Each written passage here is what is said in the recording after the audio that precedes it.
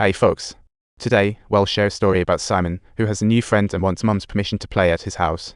Laura hurriedly told him to get home and stop messing around.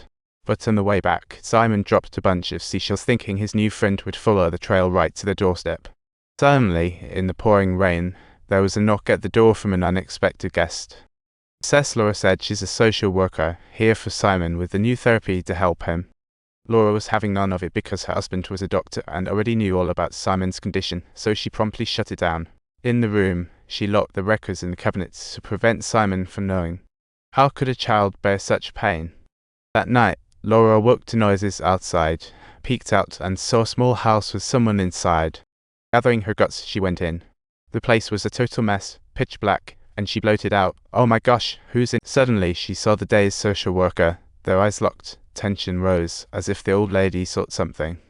Laura grabbed the old lady's shoulder, and she promptly boarded from the little house. Laura was left stunned, totally lost as to why that lady had acted like that. The next morning, she opened the door, ready for a new day. Suddenly, she noticed a bunch of seashells at her feet, just like the ones Simon had dropped along the way. Was it possible that her son's so-called friend was actually real and had shown up at their house? Back inside, she saw Simon's drawing, which had 6 little figures, his imaginary friends, probably.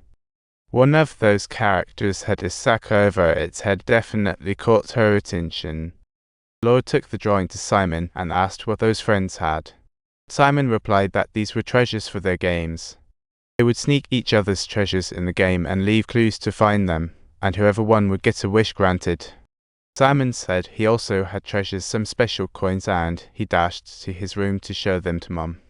But when he opened the box, it was empty except for one of his baby teeth. Simon thought, wait, did some kid steal my treasure, and this tooth is a clue? Laura, seeing this unfold, decided to check the old tooth box, and sure enough, it was filled with sand, another clue. Where could that sand have come from? Of course, the backyard.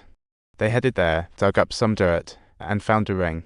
That ring led them to a box, and after quite the hunt, they finally found a key inside a Russian nesting doll. As soon as he saw the key, Simon raced to the kitchen to open the drawer where the medical records were supposedly kept. "Now we can start," he exclaimed. "Wait, Simon, those are Dad's things." "No hiding there, okay." But he still hid, and after some arguing, Simon insisted he wasn't a liar, saying, "You're not Mum. Where did you even come from? Come on, Thomas." And at that moment, Thomas spilled the beans. Turns out, Simon had already figured out who he was and knew about the sickness. This led to a heated exchange between mother and son, with Simon furious, not understanding why Mum had kept him in the dark. What puzzled Laura was, just moments ago, she thought Simon's friend was imaginary, and now he was mentioning Thomas. Could it be that Thomas wasn't just imaginary, but really existed right next to them? But now wasn't the time to ponder this, calming Simon down was the priority. So, they found him and began explaining everything. As long as he took meds and followed treatment, he'd be fine. Kids are kids, and he accepted it eventually.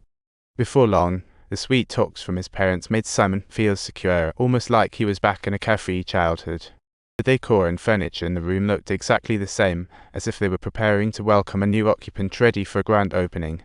Grandma invited a lot of people for the celebration, but Simon's behavior was a bit off. He was gazing out the window, muttering to himself, "You guys don't love me, you're all liars." Suddenly, Grandma walked in, trying to get her son to greet the guests, but Simon shut her down. "Can we go see Thomas' place now?" Simon exclaimed. Grandma flipped out hearing this. "Little Nat, are you daydreaming again? Didn't take your meds today, did you?" She refused. She said, "Not today, but we can do it another time." Simon stood firm, insisting he needed to see Thomas' place, and he was so fired up he started rapping, "Get over here, I know what you've got at home, I told you before." Grandma slapped him out of frustration, but immediately regretted it. She ultimately caved in, telling Simon he didn't have to participate if he didn't want to. At the celebration, a bunch of sad little kids and homeless orphans were gathered there.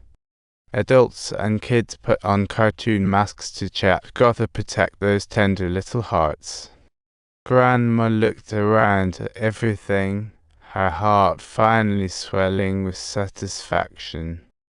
But then, out of nowhere, a kid with a sack over his head showed up, exactly like the one Simon had drawn.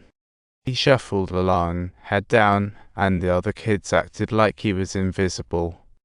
Before long, Laura couldn't find Simon and started darting around from room to room, yet there was no trace of her son anywhere. Suddenly, she turned and saw that sack-headed kid not far away, slowly walking towards her.